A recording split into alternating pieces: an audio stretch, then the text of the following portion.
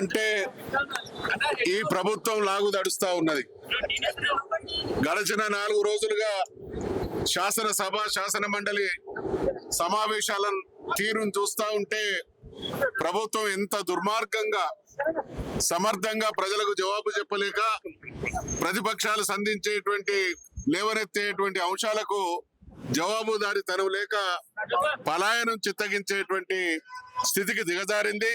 దీన్ని తీవ్రంగా మేము గర్హిస్తా ఉన్నాం. ఈ మధ్య జరుగుతున్నటువంటి శాసనసభ శాసన మండలి సమావేశాల్ని మీరందరూ కూడా గమనిస్తా ఉన్నారు.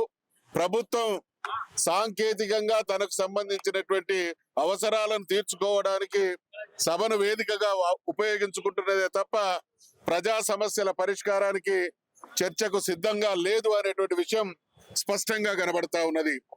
అత్యంత కీలకమైనటువంటి గవర్నర్ ప్రసంగం సందర్భంగా ముఖ్యమంత్రి గారు ప్రజల పక్షాన ప్రతిపక్షాలు సభలో లేవనెత్తేటువంటి అంశాలను నిశితంగా పరిశీలించి గమనించి పరిగణలోకి తీసుకొని దానికి జవాబు చెప్పాల్సినటువంటి బాధ్యత ఆయన మీద ఉంటే ఢిల్లీకి పలాయనం చిత్తగించి ఢిల్లీలో ఏదో రాజకార్యాలు ఉరగబెట్టినట్టుగా అక్కడ ఒక రోజంతా గడిపి చివరికి ఆగమేఘాల మీద శాసనసభకు వచ్చి 2.5 గంటల పాటు ఊకదంపుడు ఉపన్యాసం ఇచ్చి ఏ ఒక్క గౌరవ సభ్యుడు ప్రధాన ప్రతిపక్షమైనటువంటి బీఆర్ఎస్ పార్టీ గౌరవ సభ్యులు లేవనెత్తినటువంటి అంశాలకు గాని ఇతరత్ర పార్టీలకు సంబంధించినటువంటి సోదరులు లేవనెత్తినటువంటి అంశాలకు గాని ఏ ఒక్క దానికి కూడా క్లారిఫికేషన్ ఇవ్వలేదు అనంటే ఈ ప్రభుత్వం పాలనను ఎంత ఘోరంగా బుల్డోజ్ చేస్తున్నది అనడానికి నిదర్శనం.